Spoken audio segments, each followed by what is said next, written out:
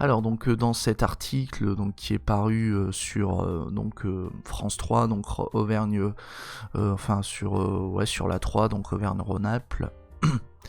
Donc là on va lire donc un petit discours, enfin un petit extrait des propos donc de la députée de LFI donc de la Loire, donc André Toraya. Donc je peux vous dire qu'on prend un coup quand on visite une prison. On ne reste que 2 ou 3 heures, mais ces gens ils passent leur vie. Donc André Toraya, donc député de la Loire, n'en est pas à sa première visite de l'établissement pénitentiaire de la Talaudière. Elle s'y était déjà rendue le 1er novembre 2023, dressant un constat alarmant sur des conditions de vie indignes des détenus. Elle a souhaité y retourner 5 mois plus tard, mais la situation reste critique selon elle.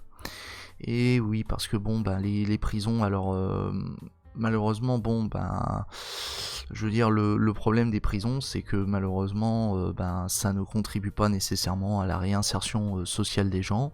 De toute façon, surtout si vous mettez les gens dans la crasse, etc. Alors certes, vous vous dites, ouais, mais les personnes ont commis des délits, etc., des crimes. Alors certes, on peut entendre qu'il y ait une dimension punitive dans le fait d'enfermer, dans le fait d'essayer de mettre la population en sécurité par rapport aux individus, mais encore une fois, il y a des questions quant au type de délits qui sont commis. Et aussi il y a des distinctions à faire entre les détenus par rapport au degré, si je puis dire, de dangerosité. Et aussi, est-ce qu'il y a des individus... Alors attendez, je vais juste baisser la musique parce que c'est fort. Ah putain, c'est pas possible. Attendez. Je vais baisser la musique parce que c'est beaucoup trop fort. Voilà. Voilà, là c'est un peu moins... C'est un peu plus supportable. Bon. Donc j'en étais où ? Ouais, je disais que par rapport aux prisons, il faut avoir un regard critique par rapport à leur utilité. Et que malheureusement,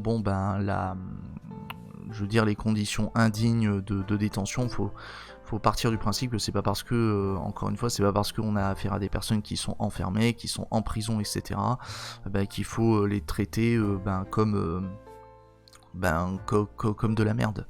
Voilà, parce que si vous traitez les gens comme de la merde, forcément, les personnes vont se braquer. Et aussi, ce qui va se passer, c'est qu'il va y avoir des récidives parce que les personnes vont se dire, je veux dire, j'ai été traité comme de la merde, etc. Donc, à quoi bon que je me donne pour cette société ? Voilà. Et encore une fois, le fait de taper sur les doigts et le fait déjà en plus les conditions indignes, c'est on est à la limite de la torture, voilà. Et de traitement inhumain dégradant. Donc malheureusement, déjà c'est pas légal au regard de la Convention européenne des droits de l'homme. Mais au-delà de ça, si on est dans une dimension morale, il n'y aura pas beaucoup de personnes, j'imagine, qui se remettront en question parce qu'elles ont subi le pire en disant ah punaise, c'était tellement la merde en prison, je veux pas y retourner, etc. Je vais me ranger. Ça encore une fois c'est à double tranchant. Il y a des personnes qui au contraire vont se braquer. Voilà. Et en plus le but c'est certes faire en sorte que les personnes je pense qu'il faudrait peut-être revoir la manière dont on si je puis dire dont on essaie de lutter contre la récidive qu'en enfermant purement et simplement les gens dans des prisons où les conditions de vie sont absolument déplorables, quoi. Voilà. Donc encore une fois,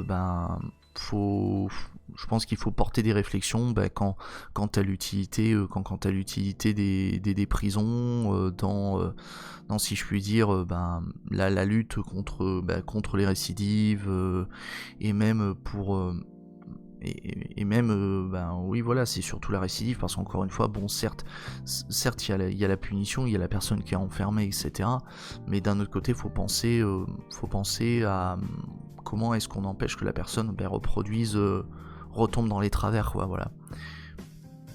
Mais bon, au lieu de ça, on préfère se dire, on met avant tout l'accent sur la répression, sur la punition, plutôt que sur une volonté d'améliorer les choses. Voilà. Alors, état de décrépitude avancé. Dans un référé liberté, donc l'Observatoire international des prisons et l'Association des avocats pour la défense des droits des détenus avaient saisi en mars le tribunal administratif de l'indignité des conditions de détention dans ce centre pénitentiaire près de Saint-Étienne. Dans son ordonnance rendue en référé le 29 mars, le juge administratif n'a retenu que 2 réclamations sur les 32 exposées. Et bien il s'est pas foulé. Donc la remise en conformité, bon, vous me direz, c'est déjà mieux que rien, mais bon, non, c'est vraiment pas grand chose. Donc la remise en conformité du parafoudre et la distribution de kits d'hygiène aux personnes détenues. Waouh, quel courage. Bref. Donc nous alertons depuis de nombreuses années pour dire que cette prison est dans un état de décrépitude avancée. Notre objectif est que cela se sache et que l'administration ne puisse pas balayer d'un revers de main ces situations, s'indigne Mathieu Quinqui, président de l'Observatoire international des prisons. Enfin, il me semble que c'est ça le nom, c'est Observatoire international des prisons.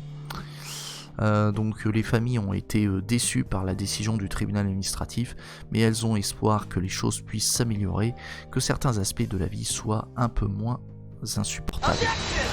Merci pour le follow Laura, et bienvenue à toi. Ah, excuse-moi Zou, je t'ai pas dit bonjour, j'espère que tu vas bien. Je suis désolé, j'ai lu à moitié le chat, j'étais en train de me concentrer sur la lecture de l'article. Donc c'est pourquoi l'Observatoire a fait appel de cette décision et a saisi le Conseil d'État qui doit se prononcer d'ici à quelques semaines. Donc parmi les choses qui rendent la vie réellement difficile aux détenus, il y a un manque d'intimité, la séparation entre les toilettes et la pièce de vie n'est jamais conforme. Dans les cellules, les détenus bricolent avec des draps ou des drapeaux, car il n'y a pas de séparation au mieux, c'est une planche de bois à hauteur de la taille. Matelas au sol et toilettes sans porte. La visite du 10 avril a révélé ce que nous craignons, ajoute André Toraya. Les conditions de vie ne sont pas améliorées et ce que l'administration pénitentiaire a présenté devant la justice était une réalité sous un jour dénaturé. J'ai pu échanger avec de nombreux détenus, certains m'ont laissé entrer dans leurs cellules, j'ai constaté un état de saleté vraiment indigne. Ah putain la vache. Bon, pas de cloison dans les toilettes et un matelas au sol. Dans cette cellule pour 2 vivent 3 hommes incarcérés. Merveilleux. Donc parmi les choses qui rendent la vie réellement difficile aux détenus, il y a le manque d'intimité, donc ça on l'a lu. Je sais pas pourquoi est-ce qu'ils mettent encore problème au niveau de l'article. Alors il y a aussi tous les déchets qui s'accumulent sur les grillages de la prison. Un nettoyage quotidien est censé être effectué, plus un gros nettoyage. Les premiers mardis du mois, nous avons fait exprès de nous y rendre le 10 avril, soit 6 jours après ce fameux nettoyage mensuel que nous avons constaté. Un amoncellement de déchets, constate la députée. Salut Dayon. Donc en plus il y a aussi une dimension, encore une fois, au-delà des conditions indignes, il y a quand même derrière une condition, il y a quand même peut-être éventuellement des risques au niveau de l'hygiène, voilà, parce qu'on voit l'état d'insalubrité, ça peut faire choper des maladies, des maladies aux détenus. Et encore une fois, faut arrêter d'essayer de mettre, si je puis dire, dos à dos les gens selon leur situation. Je veux dire, en général, on a tendance à dire ouais, mais ce sont des détenus et regardez de l'autre côté, il y a les travailleurs, eux ils gagnent pas assez. Vous avez les détenus, eux ils ont la télé, etc. Et malheureusement, je veux dire, ce genre de raisonnement, cette mise dos à dos, ça ne fait qu'alimenter inutilement des tensions, alors que ce qu'il faudrait faire, ce serait améliorer les conditions de tout le monde, au lieu de dire bon ben on va simplement améliorer en priorité les conditions des travailleurs et les détenus, les étrangers, on s'en fout. Voilà. Alors qu'encore une fois, il faudrait réussir à améliorer les conditions de tous. Et encore une fois, bon, je dis les étrangers, mais on rappelle aussi que que parmi les étrangers, il y a des travailleurs, voilà. Donc, veuillez m'excuser pour cette pour cette petite erreur dans la formulation de ma phrase, voilà. Mais bon, c'est parce qu'en général, c'est le poncif, c'est le poncif des droitos, à dire que bon, d'un côté il y a les travailleurs et ensuite il y a les étrangers, comme si les étrangers ne travaillaient pas et ne faisaient que profiter des aides, bien évidemment, lol. Alors bon, étant donné que j'ai évoqué la thématique, bon ben on va avoir le droit à voilà. Fasciste. Non, c'est vrai ça. Non, c'est vrai ça. Voilà. La TV est payante en prison. Là-dessus, je savais pas. Je savais pas que la télévision était payante effectivement. Alors ça me fait penser qu'il y avait une ordonnance, donc un texte du gouvernement qui a été adopté pour si je puis dire, encadrer les droits sociaux et il me semble le travail des personnes en détention. Mais bon, encore une fois, je pense que ce sera pas suffisant, ce sera encore des mesurettes. Et de mémoire, ça découle de la loi pour la confiance dans la justice, donc qui a été portée, il me semble, par Dupond-Moretti. Voilà. Donc, à voir comment va se traduire ce texte, mais bon, je veux dire, vu comment ils mettent à sac nos retraites en ce moment. Je ne préfère même pas imaginer le sort des personnes qui sont en détention. Voilà. Bon. Des travaux engagés. Tous les détenus avec qui j'ai échangé m'ont dit qu'ils vivaient très mal leurs conditions de vie. Il faut que les gens puissent se réparer quand ils vont en prison et réintégrer la société. Voilà, c'est ce qu'on disait. C'est très difficile de se réparer quand on vit dans ces circonstances. L'administration pénitentiaire a précisé à Andra Toraya que des travaux étaient engagés. L'objectif est d'aboutir à une rénovation de toutes les cellules en 2026. Mais d'ici là, que se passe-t-il pour les détenus ? Interroge-t-elle. Eh ben ouais. Au 1er février 2023, la prison de la Talaudière, était occupée à 157%, putain. Soit 46 personnes pour 259 places. Et ouais, la surpopulation carcérale. Et encore une fois, la solution n'est pas de créer plus de prisons, mais d'essayer éventuellement peut-être d'arrêter de remplir les prisons, d'essayer du moins de prévoir des mesures alternatives.